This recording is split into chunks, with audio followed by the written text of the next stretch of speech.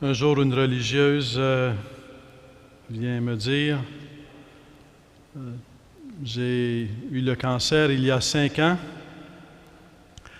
et je peux dire qu'aujourd'hui, je trouve la vie plus belle que je n'ai jamais trouvée. Un autre moment, un homme vient me dire il y a 3 ans, j'ai été frappé par un camion et c'est la meilleure chose qui est arrivée dans ma vie. J'ai été 1 an sur le dos, mais j'ai renoué mes relations avec mon épouse, avec mes enfants, et il y a beaucoup de bien qui en est sorti. Une autre fois, c'est trois sœurs qui ont assisté au décès de leur mère, et au dernier souffle de leur mère, elles voient dans le regard de leur mère, tout d'un coup, le regard devenir les yeux bleus, comme les yeux bleus de sa jeunesse, et les regarder l'une après l'autre avec douceur, puis après s'éteindre. Dans la vie, à tous les jours, sur le plan personnel, comme nous touchant nous-mêmes ou touchant d'autres que nous connaissons ou des êtres chers, nous faisons l'expérience de la fragilité de la vie en même temps que de la valeur de la vie, du bien qu'est la vie. Et certainement qu'un des défis, dans un certain sens, par rapport au contexte dans lequel nous vivons, c'est de voir dans la vie, de toujours voir dans la vie un bien, quelle que soit l'expérience de la fragilité à laquelle on est confronté, quelle que soit la faiblesse, quelle que soit la fragilité, quelle que soit la douleur, la vie est toujours un bien. Et c'est comment tenir ça ensemble. Et c'est un peu ce que je voudrais aborder ce soir avec vous. Tenir ensemble la fragilité de la vie et la valeur de la vie. Je confie cette intention à Marie, et on peut le faire tous ensemble, confier cette intention à Marie en confiant cette intention, en s'unissant à la prière du pape François qui, hier, a consacré l'humanité à la bienheureuse Vierge Marie. Je n'ai pas trouvé encore la prière en français, mais je l'ai trouvée en italien puis je l'ai traduite en français. Alors ça se peut, je vais donc faire cette prière avec vous. Ça se peut que vous la trouviez en français et que lorsque vous la trouverez en français, elle soit différente de ma traduction. C'est certainement l'autre version qui va être la meilleure. Et à l'intérieur de cette prière, donc, on peut confier toute expérience de fragilité de la vie afin de ne jamais perdre de vue la beauté de la vie, la valeur de la vie, la bonté de la vie. Bienheureuse Vierge Marie de Fatima, avec une gratitude renouvelée pour ta présence maternelle, nous unissons notre voix à celle de toutes les générations qui te disent bienheureuse. Nous célébrons en toi les grandes œuvres de Dieu qui ne se fatiguent jamais de se pencher avec miséricorde sur l'humanité, affligée par le mal et blessée par le péché, pour la guérir et la sauver. Accueille avec une bienveillance de mère l'acte de consécration que nous faisons aujourd'hui avec confiance devant ton image qui nous est si chère. Nous sommes certains que chacun de nous est précieux à tes yeux et que rien ne t'est étranger de tout ce qui habite nos cœurs. Nous nous laissons rejoindre par ton très doux regard et nous recevons la caresse consolante de ton sourire. Garde notre vie entre tes bras. Bénis et renforce tout désir de bien. Ravive et alimente la foi. Soutiens et illumine l'espérance. Suscite et anime la charité. Guide-nous tous sur le chemin de la sainteté. Enseigne-nous ton amour de prédilection pour les petits et les pauvres, pour les exclus et les souffrants, pour les pécheurs et les cœurs égarés. Rassemble-nous tous sous ta protection et remets-nous tous à ton Fils bien-aimé, notre Seigneur Jésus. Amen. Ce temps avec vous ce soir se veut surtout une méditation pour gratuitement contempler Dieu dans son œuvre et contempler Dieu qui est présent à travers notre faiblesse. Cette contemplation se veut gratuite parce que pour témoigner de la bonté de la vie, quelles que soient les circonstances de détresse que l'on puisse rencontrer, il faut avoir à se laisser habiter par la grâce de Dieu et être transformé par Dieu pour pouvoir en témoigner.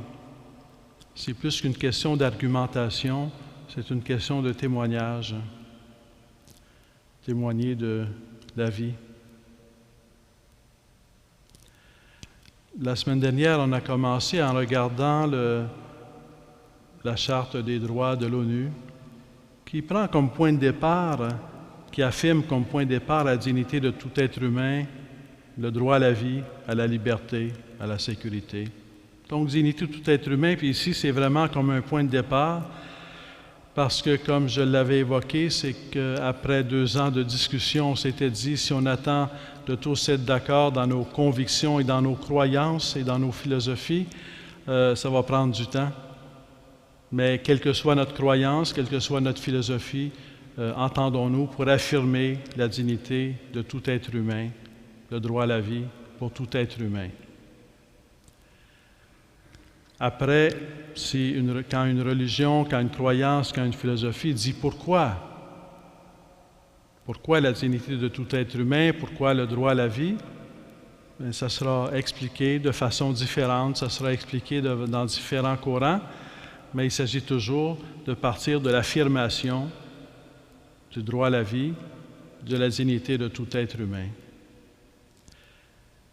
Alors, la méditation que je fais ce soir, elle veut être ouverte sur le plan d'un dialogue avec cette affirmation du droit à la vie, de la dignité de tout être humain, mais en même temps regarder à la lumière de la foi, comment on peut, à la lumière de la foi, affirmer la dignité de tout être humain et le droit à la vie, qui est comme le premier droit fondamental, parce que si on n'a pas le droit à la vie, tous les autres droits sont de la littérature. On ne peut bénéficier des autres droits que si on est vivant, que si on a la vie. Sans ça, ça ne s'applique pas. Alors, dans ce sens-là, le droit à la vie est le premier droit. Et ici, c'est de dire le droit à la vie de tout être humain. La question, c'est pas est-ce qu'il est en santé, est-ce qu'il souffre de l'Alzheimer, est-ce qu'il est en train de dormir, est-ce qu'il est éveillé, est-ce qu'il est en relation, est-ce qu'il ne l'est pas, est-ce qu'il y a eu un accident grave ou non, est-ce qu'il est couché pour le restant de sa vie sur un lit, est-ce qu'il est en chaise roulante, la question n'est pas là. Le droit à la vie de tout être humain. Et pour entrer dans ce mystère du droit à la vie de tout être humain, compte tenu que souvent le facteur qui est évoqué pour s'éloigner du droit à la vie, c'est l'expérience de la souffrance ou des tragédies qui peuvent nous frapper personnellement ou qui frappent d'autres personnes. Si on va dans l'Ancien Testament, déjà avec le livre de Job, on a un peu cette expérience. Job va dire à un moment donné, et ça vaut la peine de relire le livre de Job, celui qui a tout perdu, mais qui garde un contact avec Dieu, il garde un contact avec Dieu, retrouve la vie. Alors donc Job va dire, après avoir tout perdu, parce qu'après avoir tout perdu, lui, il veut mourir. La vie devient insupportable. Et certainement que c'est compréhensible que la vie devienne insupportable lorsqu'on a tout perdu. Et peut-être même qu'on désire mourir. C'est certainement compréhensible. Alors Job a dit cette expression très forte. Alors il parle à Dieu, parce qu'il discute avec Dieu. Il n'est pas toujours d'accord avec Dieu, mais il lui dit, il parle avec lui. Pourquoi donner, Dieu, pourquoi donner à un malheureux la lumière? Pourquoi donner la vie à ceux qui ont l'amertume au cœur? Parce qu'ils ont tout perdu. Pourquoi donner la vie à ceux qui aspirent à la mort sans qu'elle vienne, qui la recherchent plus avidement qu'un trésor? Donc, on peut être frappé par une tragédie et vraiment ne plus avoir le goût de vivre. Mais il le dit à Dieu. Et dans son dialogue avec Dieu, il en vient à dire aussi, il en vient à s'en remettre à Dieu. Dieu tient en son pouvoir l'âme de tout vivant et le souffle de toute chair d'homme. Dans sa relation avec Dieu, il retrouve la force de s'en remettre à Dieu, de ne pas se laisser installer dans un désespoir qui demeure compréhensible, et de ne pas s'installer dans le désespoir, de s'en remettre à Dieu.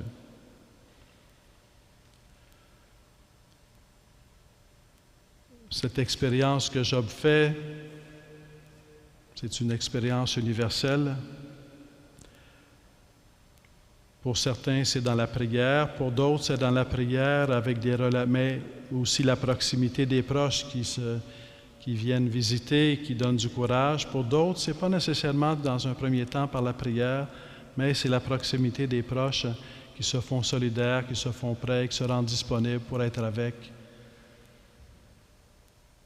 avec un frère, avec une sœur, avec un époux, avec une épouse, avec un père, une mère, un ami qui a été frappé par la tragédie.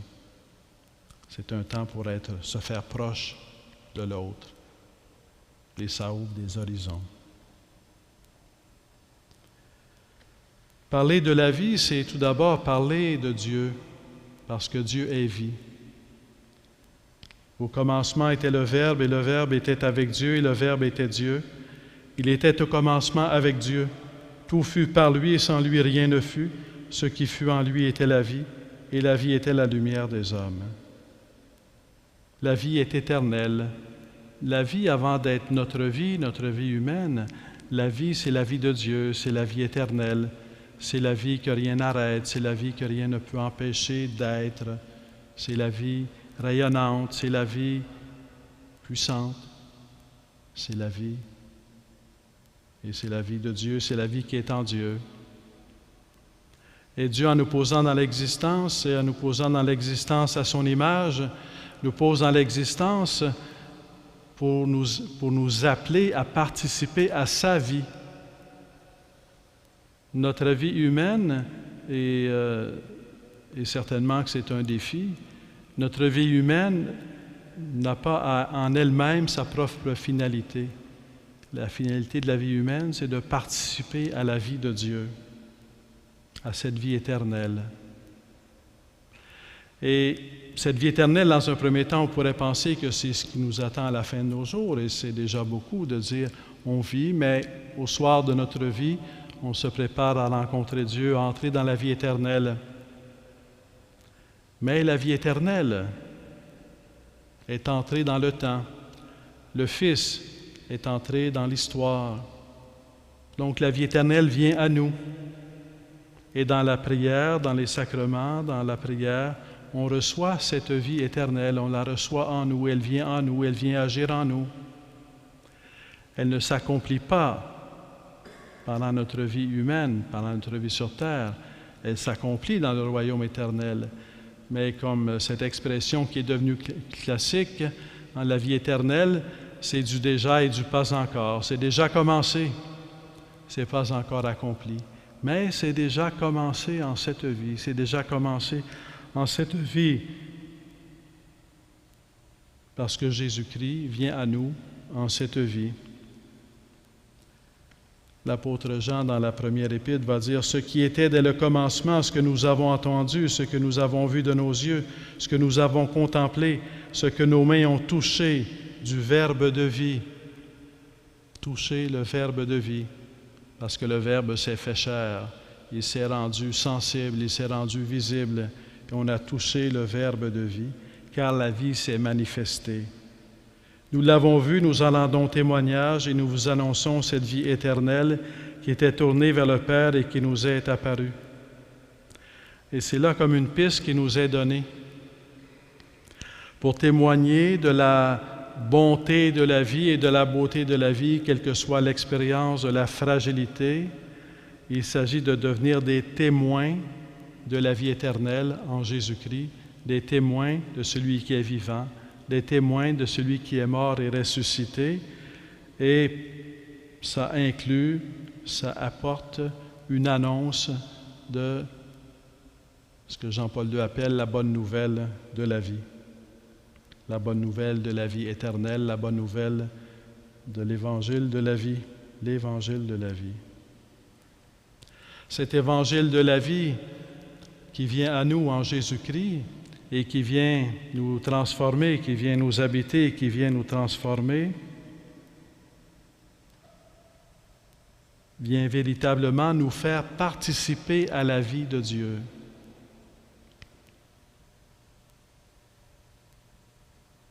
Ce n'est pas en attendant la fin de nos jours, c'est dès maintenant. Jésus-Christ, en venant dans notre vie, nous vient véritablement nous faire participer à la vie de Dieu. Nous vient et participer à la vie de Dieu, mais c'est être fait enfant de Dieu. À tous ceux qui l'ont accueilli, qui ont accueilli Jésus, qui ont accueilli le Verbe, il a donné pouvoir de devenir enfants de Dieu. À ceux qui croient en son nom, eux qui ne furent engendrés ni du sang, ni d'un vouloir de chair, ni d'un vouloir d'homme, mais de Dieu. C'est un don, c'est un pur don, de croire en Jésus-Christ qui vient à nous, de croire en Jésus-Christ qui vient nous rencontrer, de croire en Jésus-Christ qui vient habiter au fond de notre âme, de notre esprit, de notre cœur. C'est un pur don, de croire en Jésus-Christ qui, en venant en nous, vient nous transformer pour faire de nous des enfants de Dieu. C'est un pur don. Ça se dit vite, mais on ne réalise pas tout ce que ça peut représenter d'être enfant de Dieu. Au ciel, on va le représenter. On va en voir davantage. On va être enfant de Dieu en plénitude. Mais être enfant de Dieu, recevoir le don de Dieu, être habité par le don de Dieu, c'est le plus grand don qui puisse nous être fait, parce que la vie humaine, elle est faite pour rencontrer le don de Dieu. La vie humaine n'est pas faite pour se suffire à elle-même. La vie humaine, elle est faite pour rencontrer le don de Dieu. Jésus parle qu'il vient annoncer le royaume, il parle qu'il est le royaume, qu'il est cette présence de Dieu, il parle qu'il est la vie, qu'il est cette source qui donne la vie. Alors, en de multiples passages, j'en retiens un, dans Jean 17. Ainsi parla Jésus, et levant les yeux au ciel, il dit, « Père, l'heure est venue. » L'heure est venue. C'est pour cela que je suis venu dans le monde. L'heure est venue. Glorifie ton Fils afin que ton Fils te glorifie et que selon le pouvoir que tu lui as donné sur toute chair, il donne la vie éternelle à tous ceux que tu lui as donnés. L'heure est venue de donner la vie éternelle. Or, la vie éternelle, c'est qu'ils te connaissent, toi, le seul véritable Dieu, et celui que tu as envoyé, Jésus-Christ. La vie éternelle, c'est de croire en Jésus-Christ, qui est le Fils du Père, c'est de croire au don de l'Esprit Saint. C'est rencontrer Jésus-Christ et accueillir Dieu en nous. C'est la vie éternelle. Et cet accueil de la vie éternelle vient transformer notre vie jusque dans la vie quotidienne, jusque dans la fragilité de notre vie.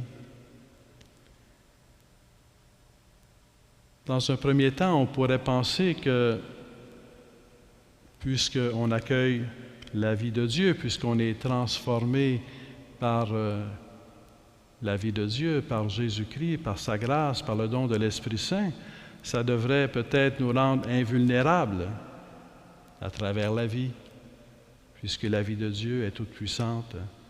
Est-ce qu'être enfant de Dieu, ça ne voudrait pas dire être invulnérable, intouchable par la souffrance?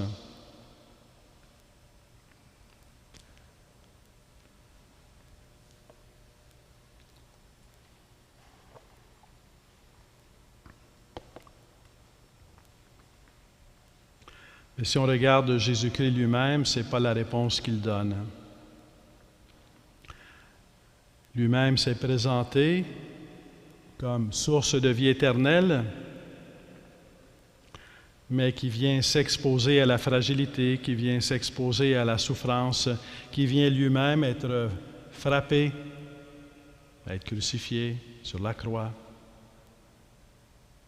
Et certainement que le fait même que la vie éternelle, la vie toute puissante qui vient dans le monde, peut-être que jusque-là ça va bien, mais qu'il aille jusque sur la croix,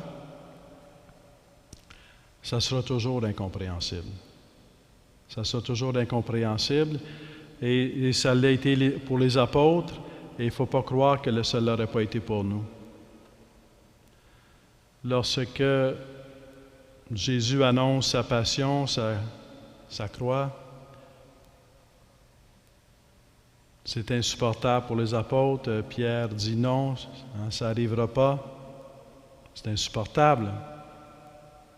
Un roi qui vient, le Messie, le roi sauveur, c'est quelqu'un qui est supposé sauver avec puissance. Il est un peu comme un héros invulnérable, tout écrasé devant lui. Mais ce n'est pas comme ça que Jésus vient dans le monde. Il vient renverser toutes nos catégories. Il vient comme celui qui se présente comme étant le plus fragile. Il vient comme celui qui s'expose. Il vient comme celui qui s'avance sans défense. Il vient comme celui qui se fait frapper, qui se laisse frapper. On pourrait revoir tous les 4 chants du serviteur souffrant dans le livre d'Isaïe. Et il vient prendre sur lui nos fragilités, nos souffrances, nos incompréhensions. Il vient, personne ne s'est fait proche comme lui de notre fragilité. Il a, pour ainsi dire, embrassé notre fragilité. Il n'a pas fui notre fragilité. Il l'a embrassé. Il a embrassé la croix, comme disent les pères d'Église. Il a embrassé nos fragilités. Il a embrassé notre humanité blessée. Il l'a prise sur lui. Et en faisant cela, il a fait ce qui est incompréhensible. C'était tellement incompréhensible que par moments, l'évangéliste va dire, ou Jésus va dire dans l'Évangile, dites pas que je suis le Messie, le titre de Messie, non, dites pas. Parce que les gens vont penser que je suis le roi puissant qui vient écraser les gens, qui vient par la force écraser l'ennemi. Même l'entrée à Jérusalem, le dimanche des Rameaux, c'est sur un ânon. C'est pas pour un grand cheval de bataille, là. C'est sur un ânon. Alors, la réponse de Dieu à la situation de la fragilité de la vie, elle est étonnante et déstabilisante, bouleversante. On ne peut pas s'habituer vraiment à ça. Il ne donne pas de réponse philosophique. Il ne se présente pas comme insensible. On compare parfois comment Socrate a vécu ses derniers jours, donc ce philosophe grec, un des grands philosophes de l'histoire grec connu que Platon nous a fait connaître. Et au moment de sa mort, il a été condamné à mort. Injustement, mais il a été condamné à mort. Et sa façon de passer à travers la mort, c'est de boire un poison et de faire comme si de faire de façon impassible. Ça me touche pas. Je suis plus fort que la mort parce que je me laisse pas toucher par la mort. Je prends le poison et je demeure impassible. Jésus-Christ à Gethsémani, ce n'est pas quelqu'un qui a essayé d'être impassible. C'est quelqu'un qui a fait face à l'angoisse de la souffrance. Mon âme est triste à mourir. C'est une parole très forte, très puissante. Il s'est fait proche de tous ceux qui sont au bout et qui ont l'impression que la vie n'a plus de sens. Il s'est fait proche de tous ceux qui sont au bout et qui ne veulent plus vivre. Il n'y a aucun sentiment de désespoir dont il ne s'est fait proche. Mon âme est triste à en mourir.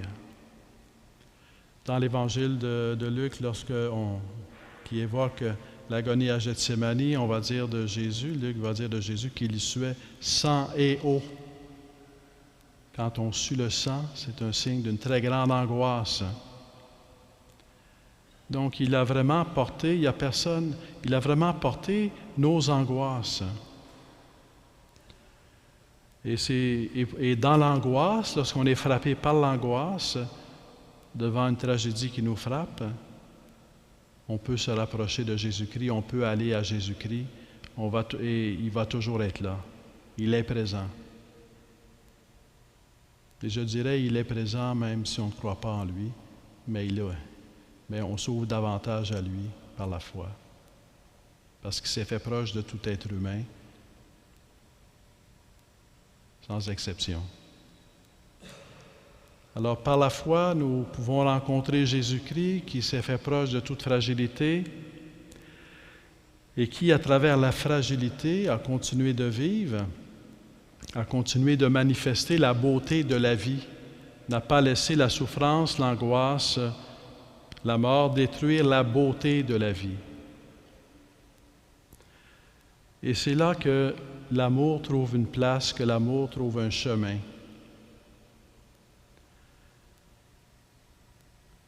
Jésus-Christ a souffert en aimant, a vécu l'angoisse en aimant, a traversé la mort en aimant, a fait face à la mort en se donnant, en faisant de sa vie un don. Dans la fragilité, il fait de sa vie un don. Il est couronné d'épines, il fait de sa vie un don. Il est flagellé, il fait de sa vie un don. Il est crucifié, il fait de sa vie un don. Il meurt sur la croix, il fait de sa vie un don. Et c'est là que sont renversés, pour ainsi dire, tous les canons au sens de règles.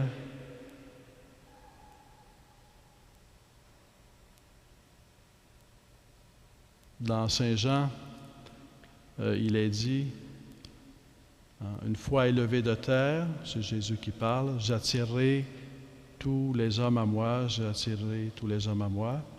Et là, Saint Jean, pour être sûr qu'on comprenne de ce dont on veut dire, ce dont on parle, il va dire, il parlait de la mort qui l'attendait. Il parlait de sa crucifixion. Une fois élevé de terre, sur la croix, je vais attirer à moi. Est-ce que c'est le fait de souffrir qui attire à lui? C'est son amour. Son amour qui va jusqu'au bout. Son amour qui donne tout. Son amour qui a le pouvoir de toucher les cœurs. Son amour qui a le pouvoir de se faire proche de toute vie brisée. Et il attire à partir de son amour. Et c'est pour ça qu'annoncer Jésus-Christ, c'est annoncer Jésus-Christ crucifié. Et ressuscité, il ne faut pas sauter le crucifié. Personne, croyant ou non, n'est indifférent devant Jésus-Christ crucifié. C'est impossible. Parce que c'est la révélation suprême de l'amour. Et l'œuvre de Dieu, c'est de manifester cet amour infini à travers le défiguré. L'œuvre de Dieu, c'est que ce qu'il y a de plus beau sur la terre, c'est le défiguré crucifié qui rayonne l'amour. Ce qu'il y a de plus beau sur la terre, c'est l'amour lorsqu'il se donne à travers la fragilité, c'est l'amour lorsqu'il va jusqu'au bout. On pense souvent à la beauté, on cherche la beauté, on a soif de beauté, mais la beauté, c'est au-delà de l'esthétique. La beauté, c'est l'amour véritable. Pensez à votre expérience. Tous, nous avons connu dans notre vie, rencontré dans notre vie quelqu'un, peut-être une tante au visage usé par les années, mais qu'on trouvait si douce et qui était si belle parce qu'elle nous touchait par sa tendresse. Qui n'a pas vu un homme fatigué, malade, mais généreux jusqu'au bout, toujours avec une parole de sagesse, une parole de réconciliation. Il y a rien de plus beau que l'amour qui va jusqu'au bout. Et l'amour a le pouvoir de transfigurer la souffrance et d'être vainqueur de la souffrance. Lorsque une religieuse m'a dit « J'ai eu le cancer il y a 5 ans et aujourd'hui, j'ai jamais été autant dans la joie de vivre », c'est parce qu'il y avait plus d'amour dans sa vie. Lorsqu'un homme dit que la meilleure chose qui m'est arrivée, c'est quand j'ai été frappé par un camion, c'est parce qu'il y avait plus d'amour dans sa vie. Lorsque 3 sœurs, au sens fraternel, de frères et sœurs, voient leur mère mourir et qu'ils viennent me dire après, dans la préparation de la funéraille, dites-le à personne, il n'y a personne qui va nous croire, c'est pas supposé arriver. Puis une des sœurs était médecin, puis elle dit médicalement c'est impossible. Elles ont voulu accompagner leur mère, elles ont voulu être avec elle. Et ça a fortifié leur relation. Et elles sont sorties de cette... Elles ont pensé qu'elles consolaient leur mère et elles sont sorties consolées par leur mère. Elles ont voulu être présentes à leur mère et elles ont découvert combien leur mère, même si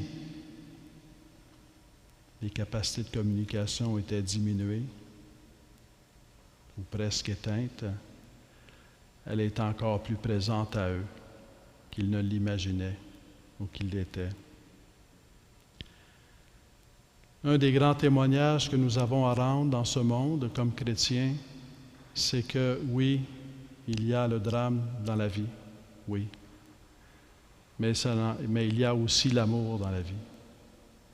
Oui, il y a l'épreuve qui nous jette à terre, mais il y a aussi l'amour et la force de la relation, la force de la présence de Dieu et la force des relations familiales, la force des relations d'amitié qui sont encore plus forts.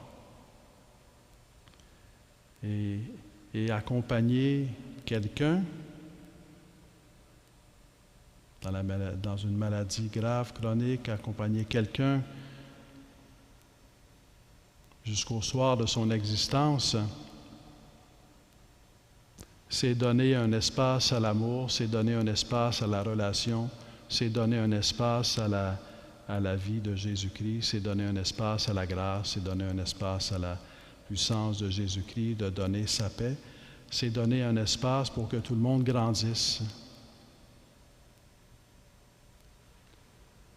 Supprimer la vie lorsque la souffrance devient incompréhensible, c'est supprimer la vie.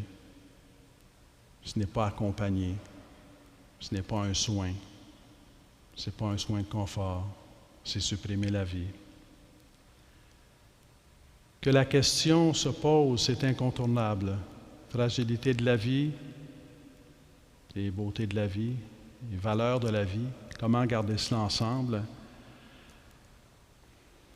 c'est incontournable comme question. Et c'est compréhensible que ça devienne, dans une situation où la vie apparemment est insupportable, on pense que la solution, c'est de la supprimer. Mais en même temps, c'est aller contre quelque chose qui est très profond dans l'être humain. La soif de vivre.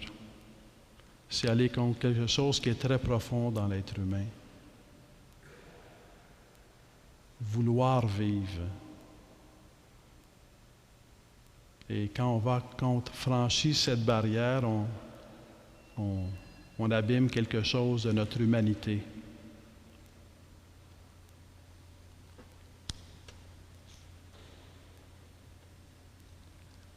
Cette personne frappée par le drame, que ce soit moi ou que ce soit un autre, bien sûr à la lumière de la foi, est appelée à la vie éternelle. Première épître de Jean. Voyez quelle manifestation d'amour le Père nous a donnée pour que nous soyons appelés enfants de Dieu, créés à l'image de Dieu pour être enfants de Dieu. Et nous sommes enfants de Dieu. Si le monde ne nous connaît pas, c'est qu'il ne l'a pas connu, c'est qu'il n'a pas connu Jésus-Christ. Bien-aimés, dès maintenant, nous sommes enfants de Dieu. Ce que nous serons n'a pas encore été manifesté. Nous savons que lors de cette manifestation à l'accomplissement du royaume de Dieu, nous lui serons semblables parce que nous le verrons tel qu'il est. À travers l'histoire de l'Église, des hommes et des femmes donnant leur vie à Jésus-Christ ont voulu se faire proche de ceux qui souffrent. Dans ce que vous avez fait à l'un de ces plus petits d'entre les miens, c'est à moi que vous l'avez fait. C'est comme ça depuis Jésus-Christ. Les croyants en Jésus-Christ qui se mettaient ainsi au service des personnes qui souffrent ou démunies ou victimes d'injustice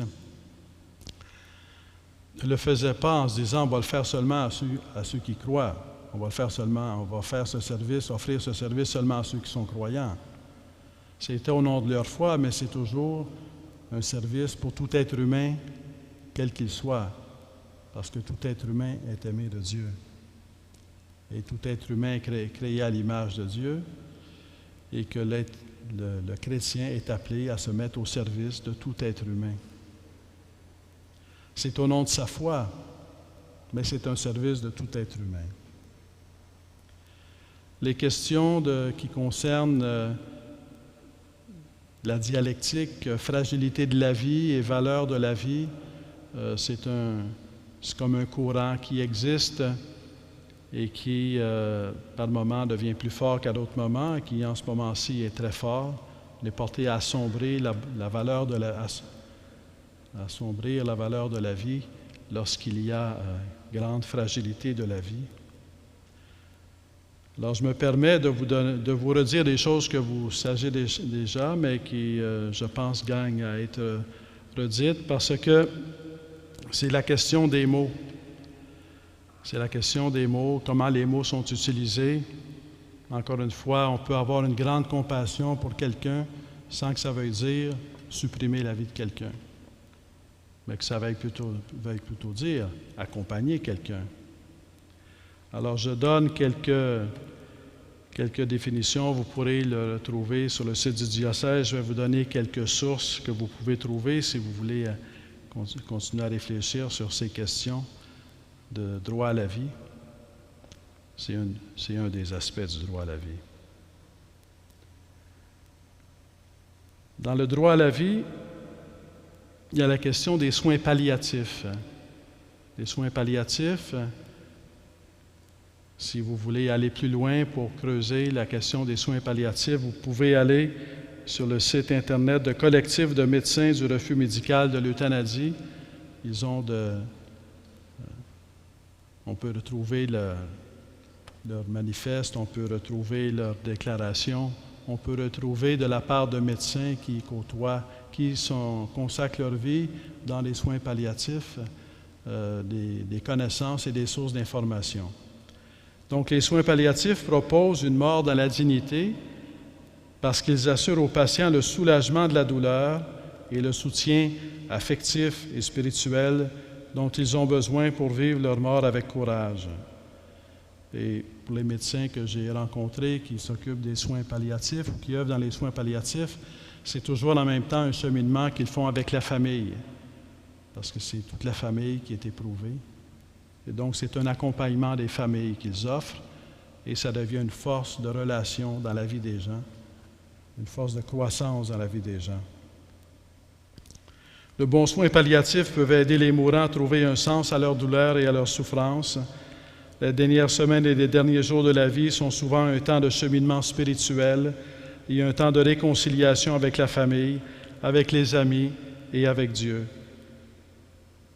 Donc, les soins palliatifs sont une réponse, une forme de réponse, une réponse médicale, une réponse humaine, une réponse d'accompagnement.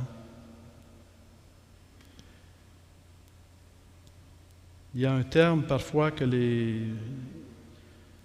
gens utilisent. Les gens veulent éviter l'acharnement thérapeutique. Alors, qu'est-ce que l'acharnement thérapeutique? Le mot acharnement, on comprend qu'on n'a pas une vision très positive de l'acharnement thérapeutique. L'acharnement thérapeutique, c'est quand et je lis ici une définition, consiste à imposer à une personne malade des traitements extraordinaires ou disproportionnés par rapport aux bienfaits espérés ou obtenus. Donc, les soins palliatifs et l'acharnement thérapeutique, ce n'est pas la même chose. Les soins palliatifs, ce sont des soins de confort physique, spirituel, humain qui sont donnés à quelqu'un. L'acharnement thérapeutique, c'est quand on prend des moyens, une perspective d'apporter des traitements qui sont comme disproportionnés par rapport aux résultats escomptés. Donc, ce n'est pas la même chose. Mais en même temps, un soin palliatif, ce n'est pas tuer quelqu'un directement. Un soin palliatif, c'est par des soins de confort, accompagner quelqu'un et laisser la mort faire son œuvre. Donc, on est mortel. Alors, on accompagne quelqu'un jusqu'au bout par des soins de confort, dans les différents sens du mot soin. Encore une fois, ce n'est pas seulement physique, c'est aussi relationnel, spirituel, familial, psychologique. Et dans cet accompagnement, on l'accompagne jusqu'au bout et jusqu'à ce que la mort fasse son œuvre. Donc, c'est une remise. On va jusqu'au bout de l'amour, de la présence, de la relation et la mort fait son œuvre. On confie à Dieu une personne qui décède.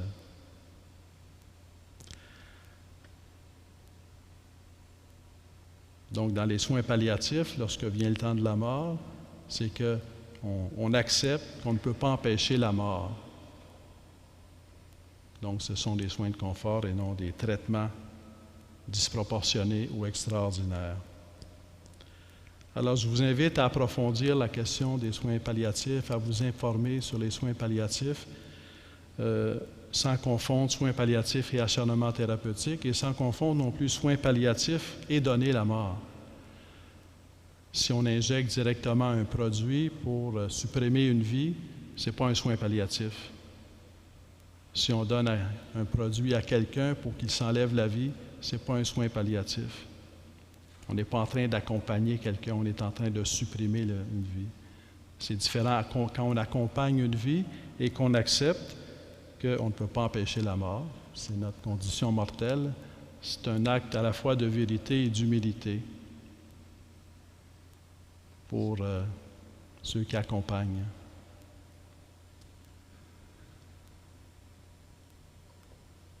Sur la base de la réflexion ou de la méditation que j'ai voulu faire avec vous, l'idée qu'on peut se poser, c'est comme chrétien, quel rôle est-ce qu'on peut jouer dans ce dialogue ou dans ce défi de ne pas perdre de vue la valeur de la vie lorsqu'on est confronté à la fragilité de la vie.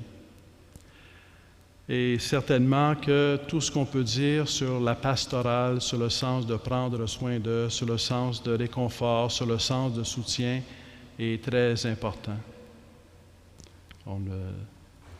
Mais en même temps sur la puissance de l'amour qui est plus fort que la mort, plus fort que la souffrance, plus fort que l'épreuve, parce que l'amour est le don. L'amour, c'est se donner. Et à travers tout ce que l'on vit, on peut faire de sa vie un don. Dans les moments de joie, on peut faire de sa vie un don, c'est ça qu'on est appelé. Dans les moments de peine, on peut faire de sa vie un don. C'est ça à quoi on est appelé. Et Jésus-Christ, qui est crucifié sur la croix et qui sur la croix fait de sa vie un don, rayonne l'amour. C'est pour ça d'ailleurs que dans Saint Jean, dans l'évangile de Saint Jean, lorsqu'il parle de la gloire de Dieu, il ne parle pas dans un premier temps tellement de la résurrection que Jésus-Christ qui meurt sur la croix en priant et en aimant et qui rayonne l'amour de Dieu. La gloire, c'est le rayonnement de l'amour. Et Jésus-Christ, en mourant sur la croix, rayonne l'amour de Dieu à travers un langage humain, à travers une nature humaine qui est crucifiée et qui meurt sur la croix. La gloire de Dieu, c'est aussi la résurrection. Lorsque Jésus-Christ se donne à voir à ses disciples, il confirme jusqu'à quel point l'amour est plus fort que la mort, que l'amour qui va jusqu'au bout vainc la mort. Il confirme jusqu'à quel point que la vie éternelle qui est en Dieu, qui est Dieu, Dieu est vie éternelle, que cette vie éternelle est plus forte que tout. Il confirme par cette résurrection que la mort n'a pas le dernier mot. La souffrance n'a pas le dernier mot. L'échec n'a pas le dernier mot. On peut toujours donner le dernier mot à l'amour. Et la résurrection confirme que l'amour a le dernier mot. L'amour de Dieu, l'amour qu'on est appelé à vivre, la vie éternelle, l'amour éternel, c'est plus fort que tout, plus fort que le péché, plus fort que la mort. Et dans ce sens-là, dans ce dialogue sur la question de l'articulation fragilité de la vie et valeur de la vie, vient nous interpeller pour que nous soyons des témoins de Jésus-Christ, mort et ressuscité. C'est le plus grand signe que l'amour est plus fort que la mort. Le plus grand signe. Jésus-Christ crucifié et ressuscité. C'est la plus grande source d'espérance. C'est la plus grande source de paix. Et c'est un témoignage à apporter. Il faut aussi de la place pour toutes les discussions que l'on peut avoir. C'est important, parce que c'est toujours foi et raison. C'est pas la foi sans la raison, c'est parce que celui qui nous sauve, c'est aussi celui qui nous a créés. Alors, il nous a créés avec une raison pour connaître et aimer. Et c'est toujours un va-et-vient, mais la foi vient motiver notre raison en même temps que notre raison vient alimenter notre foi. Si vous cherchez des différents arguments ou différentes réflexions, témoignages, il y a aussi un site Internet qui s'appelle « Vivre dans la dignité » et qui est source d'informations et de témoignages sur la question de la dignité de la vie concernant le droit à la vie, concernant la problématique de l'euthanasie ou du suicide assisté. Alors, je vous invite, alors que le courant est là, indépendamment des projets de loi, c'est un courant qui est présent. Les projets de loi sont des occasions de renouveler nos efforts pour approfondir cette question, pour approfondir notre attachement à Jésus-Christ, pour en témoigner davantage, pour compter sur la grâce de Dieu, parce que ça toujours à la lumière de notre foi, ce n'est pas seulement une question de discours, c'est une question de la grâce de Dieu qui touche les cœurs et qui a le pouvoir d'ouvrir nos cœurs, de nous convertir nous-mêmes et d'être au service d'un message de lumière. Les blessures dans la vie et les blessures de la vie font partie de la vie. Elles peuvent être ce qui vient abîmer notre humanité, comme peut-être des occasions de laisser entrer la lumière de l'amour, la lumière de Dieu. Et la foi en Jésus-Christ, crucifié et ressuscité, par rapport aux blessures de notre propre vie que nous pouvons avoir, cette croix vient transformer nos blessures en source d'amour et d'espérance. Les blessures de la vie dont nous pouvons être témoins, mais cette croix vient nous transformer pour que nous puissions être des instruments de consolation, des instruments de paix, des instruments de soutien que Dieu veut apporter, des instruments de lumière dans le monde dans lequel on vit. Dans la Charte de 1948, on a voulu affirmer le droit à la vie et on a voulu l'affirmer comme point de départ, quelles que soient les croyances et les systèmes de pensée, en se disant qu'on devrait pouvoir s'entendre pour affirmer le droit à la vie, même si on n'a pas les mêmes religions, même si on n'a pas la même religion ou la même philosophie, on devrait au moins s'entendre pour affirmer le droit à la vie. Puis à partir de là, on expliquera ça chacun à notre façon, mais au moins on va l'affirmer. Lorsqu'il y a ces courants qui assombrissent le droit à la vie, s'éloignent un peu de cette intention. S'éloigne de cette intention d'affirmer le droit à la vie et d'être fidèle à tenir le droit à la vie, quels que soient les problèmes ou les questions qui surgissent, afin de ne pas perdre de vue le point de départ, la dignité de la personne, la dignité de tout être humain, donc le droit à la vie de tout être humain.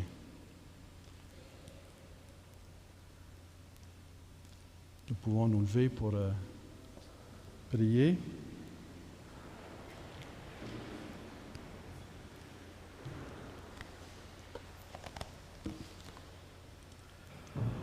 Je reprends la dernière partie de l'acte de consécration de l'humanité à la Bienheureuse Vierge Marie, faite par le pape François. Bienheureuse Vierge Marie, garde nos vies entre tes bras, bénis et renforce tout désir de bien, ravive et alimente la foi, soutient et illumine l'espérance, suscite et anime la charité. Guide-nous tous sur le chemin de la sainteté. Enseigne-nous ton amour de prédilection pour les petits et les pauvres, pour les exclus et les souffrants, pour les pécheurs et les cœurs égarés. Rassemble-nous tous sous ta protection et remets-nous tous à ton Fils bien-aimé, notre Seigneur Jésus. Amen. Au nom du Père et du Fils et du Saint-Esprit.